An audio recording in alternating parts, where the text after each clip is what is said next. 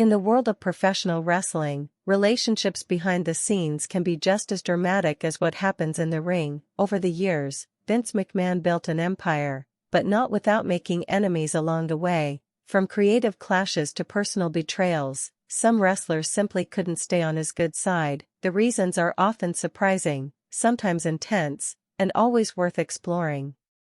At 79, Vince McMahon finally broke his silence and named the wrestlers he couldn't stand. To the surprise of many, the first person he mentioned was John Cena, the man who carried WWE on his back for over a decade. Vince reportedly dismissed Cena early on, calling him a walking talking steroid billboard and refusing to turn him heel despite fan demand. Their relationship was complicated, with Vince hesitating to fully embrace Cena even as he became the face of the company.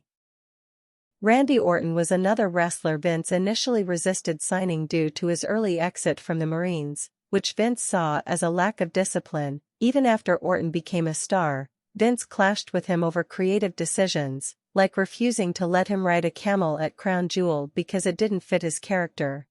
The Undertaker, a legend who defined WWE for decades, was almost rejected by Vince, who initially thought he looked like just another basketball player. Their relationship had rocky moments, like when Vince exploded backstage after Undertaker went off script at WrestleMania 8.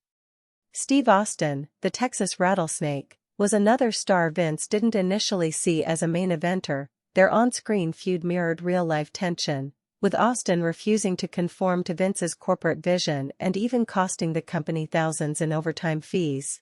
Chris Jericho was nearly passed over because Vince thought he was too short and struggled to see a Canadian as a babyface.